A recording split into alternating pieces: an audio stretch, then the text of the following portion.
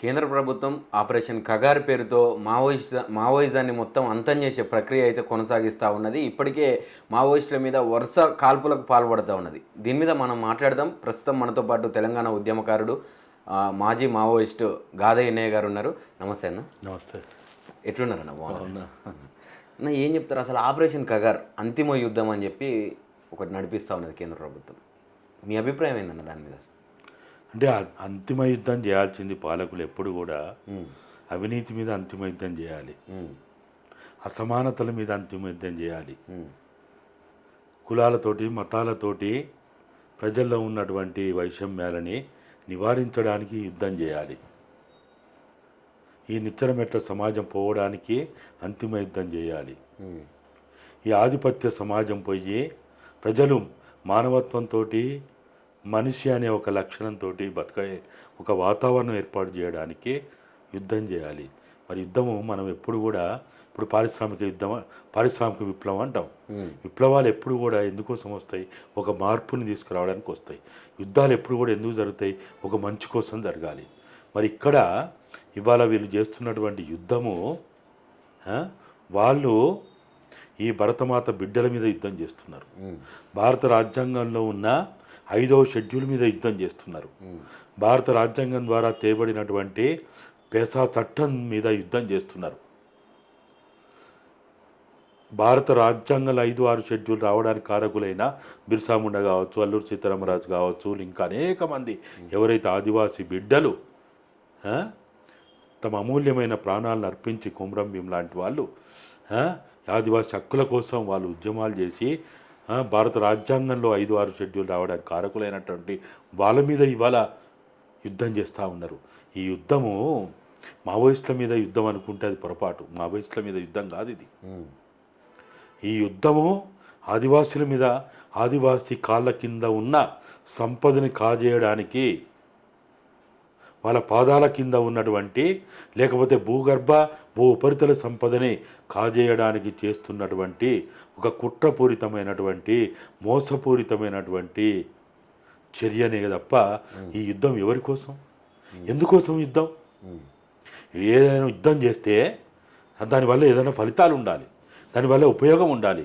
మరి ఈ యుద్ధం వల్ల ఈ కగారు పేరుతోటి ఏదైతే ఇవాళ ఆదివాసీల ప్రాంతంలో మొత్తం కూడా కొన్ని వేల లక్షల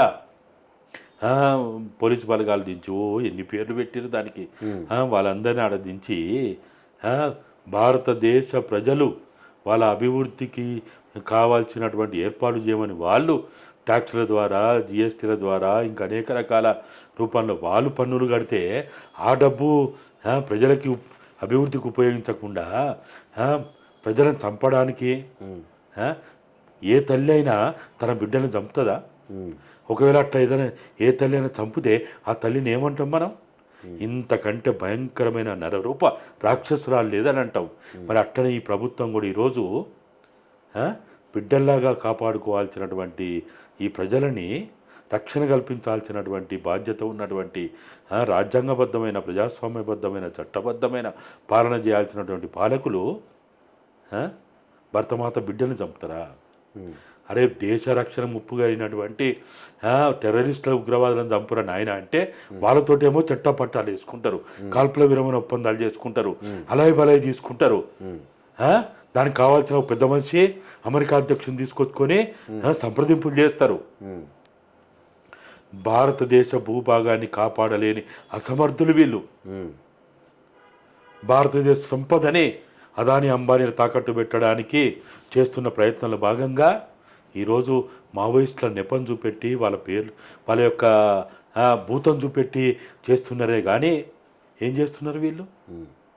ఇవాళ ఒకవైపు ఏమో ఆదివాసీ ఉద్యమాల పోరాటాలకి శంకారావం పూరించిన బిర్సా ముండా స్తూపాలు పెడతారు, జయంతులు వర్ధంతులు చేస్తారు, కొమరం భీం జయంతులు వర్ధంతులు చేస్తారు, అల్లూరి సీతారామరాజు విగ్రహాన్ని స్వయంగా ప్రధానమంత్రి మోడీ గారే పోయి ప్రతిష్ఠ చేస్తారు. వాళ్ళందరూ ఆదివాసీ హక్కుల కోసం పాటుపడిన వాళ్ళు. భారత రాజ్యాంగంలో 5, 6 షెడ్యూల్ రావడానికి కారకులైనటువంటి వాళ్ళు.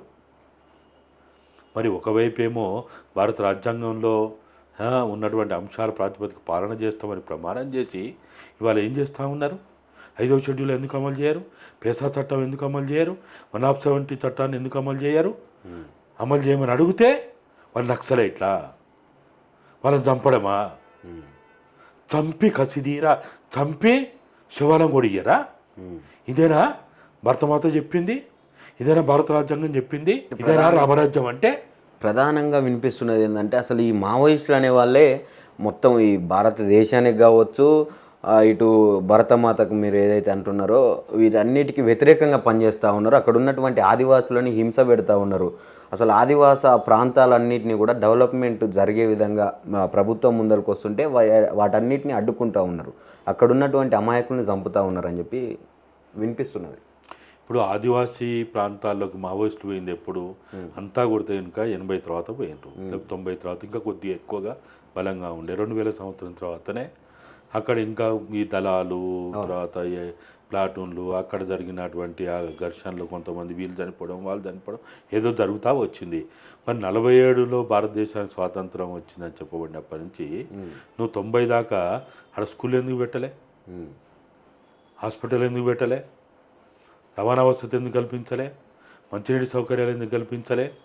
ఆ ప్రజల జీవన విధానంలో కనీసం మార్పు తీసుకురావడం ఎందుకు ప్రయత్నం చేయలే?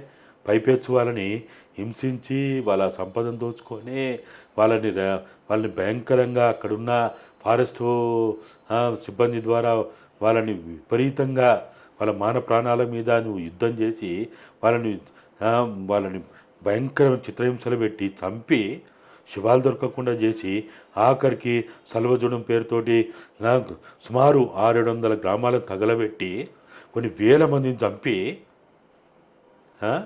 నువ్వు చేసి ఇవాళ మావోయిస్టులు హింస కారణం అని అంటే ఎట్లా?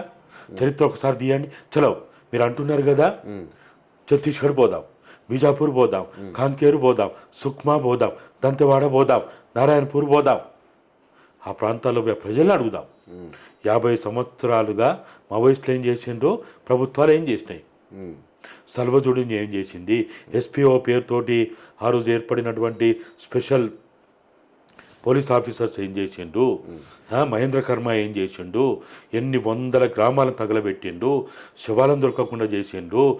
కాలే బగబగ మండే మంటల్లో ఎట్లా మనుషుల్ని సజీవంగా దాంట్లో పడేసిండు? ఎంతమంది మాన ప్రాణాలని దోచుకున్నారు? ఎంతమందిని మహిళల్ని భయంకరంగా భర్తల ముందే చిత్రహింసలు పెట్టి రేపు చేసిండో పోయి అడుగుదాం.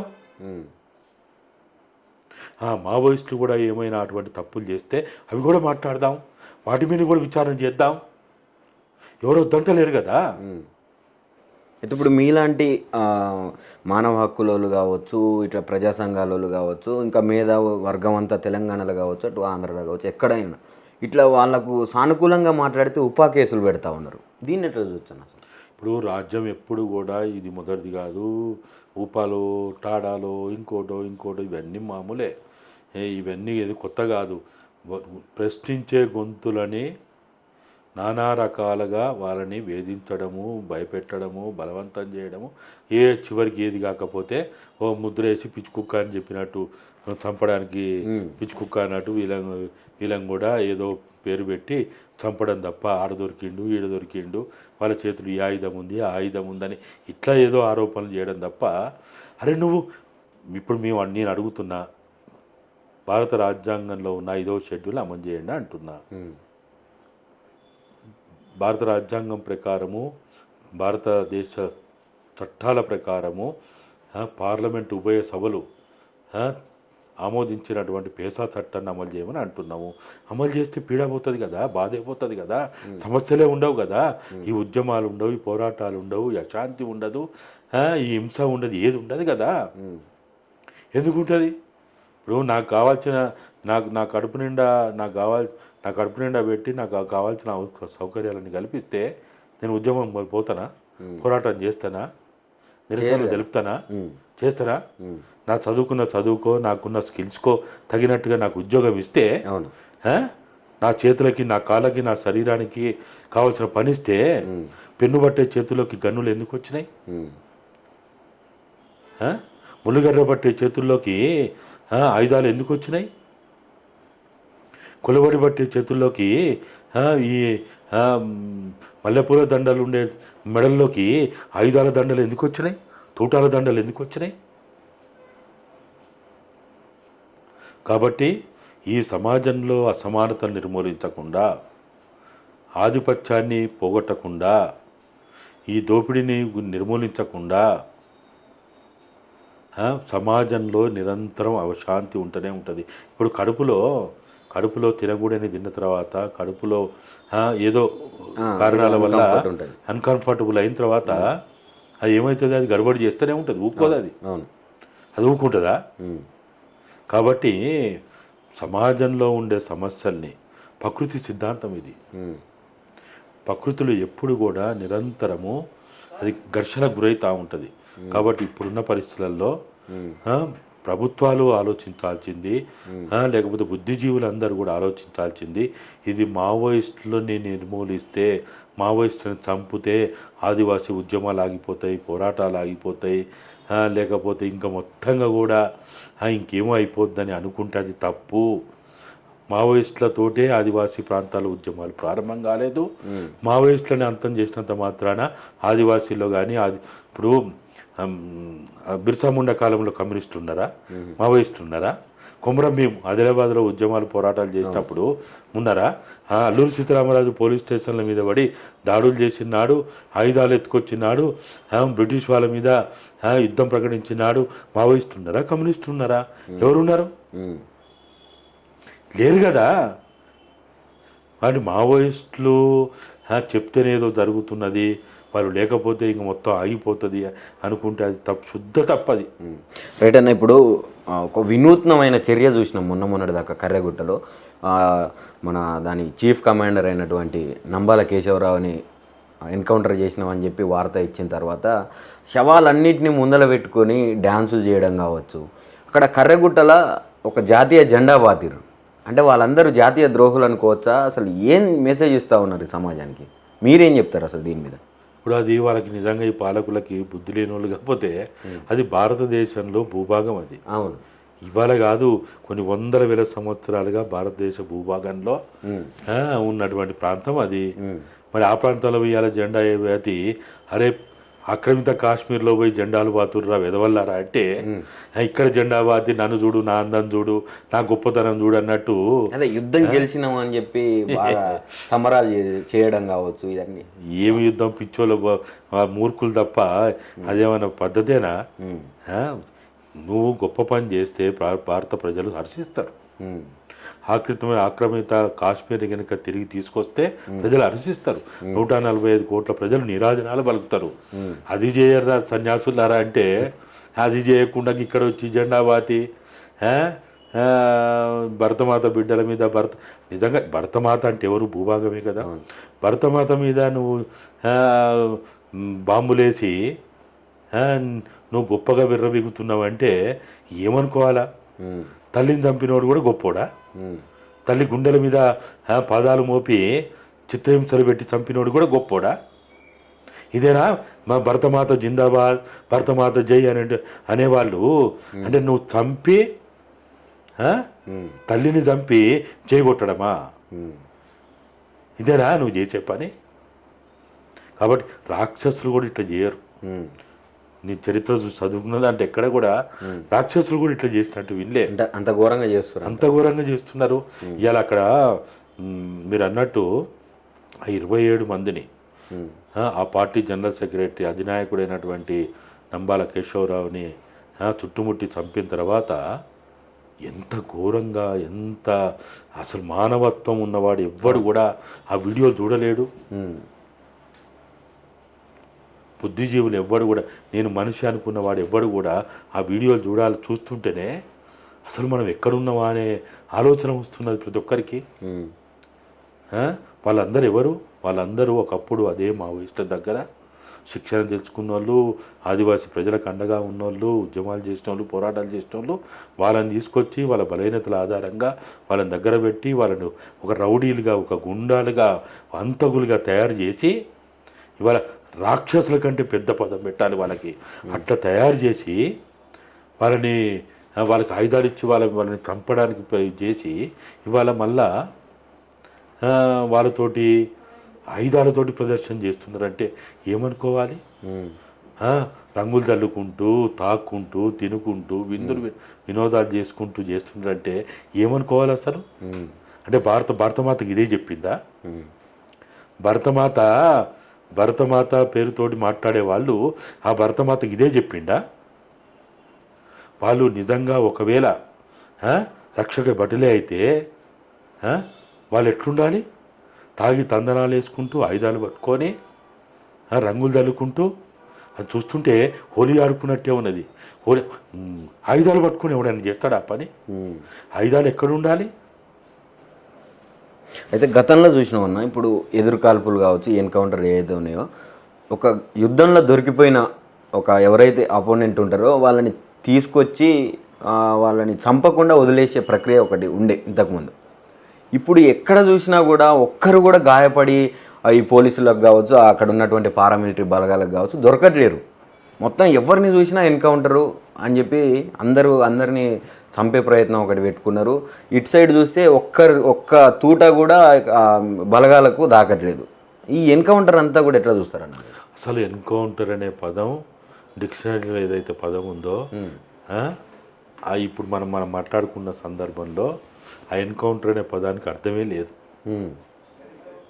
కాబట్టి ఇక మనము ఆ ఎన్కౌంటర్ పేరుతోటి మాట్లాడుకోవడం కూడా ఒక రకంగా ఆ పదాన్ని కూడా అవమానపరచడమే. ఎన్కౌంటర్ అంటే మీరు అన్నట్టు ఇరువైపులా హోరాహోరి కాల్పులు జరిగి ఇరువైపుల నుంచి కూడా పెద్ద ఎత్తున ఆయుధాలు తూటాలు ఎక్స్చేంజ్ అయ్యి, లేకపోతే ఇతర సామాగ్రి బాంబులు కావచ్చు, గులాడాలు కావచ్చు, ఇంకోటి ఏవైతే ఉంటాయో అవన్నీ జరుగుతాయి. దాన్ని మనం అప్పుడు ఎన్కౌంటర్ అంటారు. ఇక్కడ ఏం కాలబడ్డది? ఇక్కడ ఏమున్నది? ఆడ ఇక్కడ ఏమీ లేదు. అటువంటి పరిస్థితి లేదు. ఇవాళ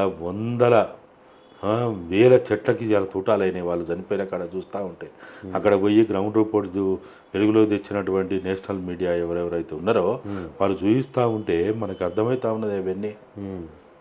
3 వైపుల నుంచి చుట్టుముట్టి వాళ్ళని మొత్తంగా కూడా అంతకముట చేసినట్టు చేసింది వాళ్ళని. అసలు మనుషులు అనేవాడు ఎవడు అట్లా చేయడు. మీరు అన్నట్టు వాస్తవంగా భారత రాజ్యాంగం ప్రకారం, మన చట్టాల ప్రకారం ఎవడైనా ఎంత పెద్ద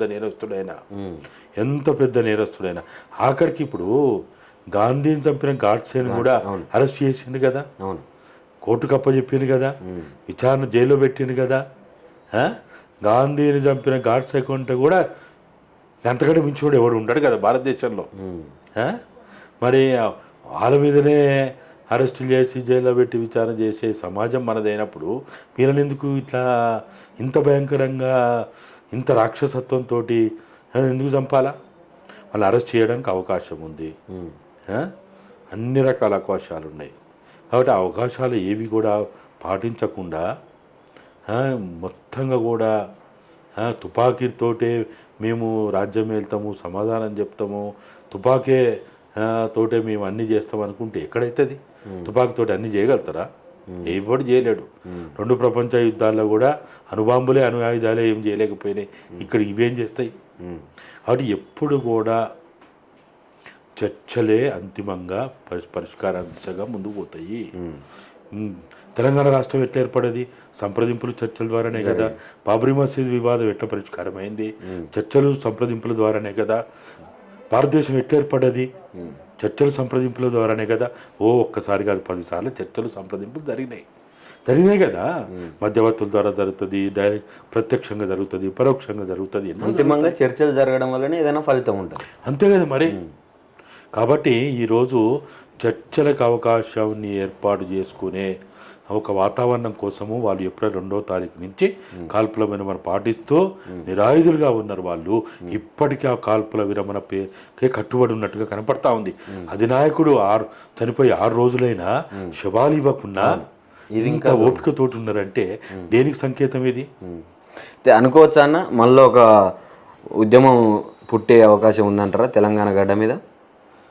ఉద్యమాలు పోరాటాలను ఎవరో నేర్పిస్తే వచ్చేది కాదు. పుట్టిన బిడ్డ, మాటలు రాని బిడ్డ తన ఆకలిని తీర్చుకోవడానికి తన బాధని తన తల్లికో చుట్టుపక్కల వాళ్ళకి తెలియజేస్తట్టు ఏడ్పు ద్వారా తెలియజేస్తుంది. ఏడ్పే ఒక నిరసన, ఏడ్పే ఒక ప్రశ్న, ఏడ్పే ఒక ప్రతిఘటన.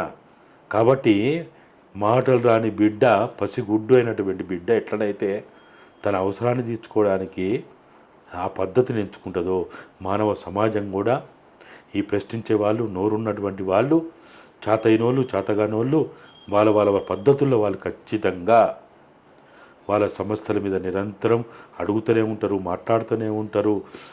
కొంతమంది చేతగానోళ్ళు కన్నీళ్ళతోటైనా కానీ వాళ్ళ నిరసన తెలుపుతారు. మౌనంతో కూడా నిరసన తెలుపుతారు. మౌనంతో నిరసన తెలుపరా? తెలిపిన సమాజం ఉంది కదా. అటువంటి చూసినాం కదా. తనకు తాను తన శరీరాన్ని బలిచ్చి ఆత్మార్పణ చేసుకొని కూడా తన ఆశయాన్ని వెలుగెత్తి చాటేటువంటి వాళ్ళు ఉన్నారు. తెలంగాణ రాష్ట్ర సాధన ఎంతమంది అనుకోలే. ట్రైన్లకు ఎదురుగా పోయి, లేకపోతే పురుగు మందునే పెరుగన్నంగా తీసుకొని, లేకపోతే డీజిల్ పెట్రోల్ మీద పోసుకొని ఆత్మార్పణ చేసుకున్న వాళ్ళు ఎందుకు చేసుకున్నారు వాళ్ళు? కాబట్టి నిరసన అనేది, ప్రతిఘటన అనేది ఎప్పటికీ కొనసాగుతూనే ఉంటుంది. దాన్ని ఆపడం ఎవరి చేతం కాదు. సూర్యుని బంధించడం చేతనవుతుందా? అవును, చేతనవుతుందా? కాని పని. గాలిని బంధించడం చేతనవుతుందా? ఎవ్వరి తరం కాదు ఇది. కాబట్టి ఇది ప్రకృతి సిద్ధాంతం. దీనికి ఒక మార్క్సో, లెనినో, మావోనో, అంబేద్కరో, గాంధీ ఎవ్వరు అవసరం లేదు. ఇది ప్రకృతి సిద్ధాంతం. ప్రకృతిలో ప్రతి ప్రాణి, ప్రతి జీవి ఆచరించే సిద్ధాంతం అది. ఒక ఇత్తనము భూమిలో పెడితే అది భూమిని పెకిలించుకుంటూ పైకి వస్తుంది. ఊరుకుంటుందా? న్యూటన్ థాట్లా ఏం చెప్తుంది? చర్యకు ప్రతిచర్య ఉంటుంది. నువ్వెంత కొడతా ఉంటే అంత పైకి లేస్తూ ఉంటుంది. సమాజం అదే చెప్పింది కదా. ప్రకృతి సిద్ధాంతం అదే కదా. కాబట్టి ఈరోజు వీళ్ళని అంతం చేస్తే, వీళ్ళని చంపితే ఏదో అయిద్ది అనుకుంటే అది మన చరిత్రలో ఇప్పటివరకు ఎక్కడా అది సాధ్యం కాలేదు, నిరూపించలేదు. అది చారిత్రక సత్యం కాదనేదే మా అభిప్రాయం. రైట్. ఫైనల్గా అమిత్ షా గారు ఒక డెడ్ లైన్ పెట్టినటువంటి ఏదైతే ఉన్నదో, మావోయిజాన్ని మొత్తం కూడా నక్సల్ ఫ్రీ దేశంగా రూపుదిద్దుతామని చెప్పి చెప్తా ఉన్నారు. ఒక డెడ్ లైన్ పెట్టి 2026 లోపు అసలు మొత్తం మావోయిజాన్ని అంతం చేస్తామంటున్నారు. ఏం చెప్తాం అమిత్ షా గారికి? మేము అమిత్ షా గారికి చాలా పదే మేము చెప్పేది ఒకటే. నక్సల్ రహిత ఛత్తీస్గఢ్, నక్సల్ రహిత మహారాష్ట్ర, మధ్యప్రదేశ్, భారతదేశం ఈ మాటలు బంద్ చేసి, ఈ మాటలను కట్టిపెట్టి మీరు భారత రాజ్యాంగం మీద ప్రమాణం చేసి పాలన చేస్తా అన్న మీరు వాటిని ఆచరించండి, వాటిని పాటించండి, వాటిని ప్రజల దగ్గరికి తీసుకుపోండి.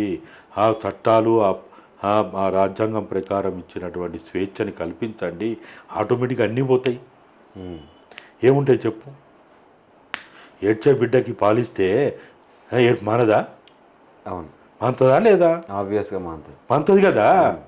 కడుపు గాలి అరుస్తున్నటువంటి వానికి ఏదో ఒకటి కలో, గంజో, మంచో, చెడో వానికి కావాల్సిన ఇస్తే ఊకుంటాడా లేదా? ఊకుంటాడు.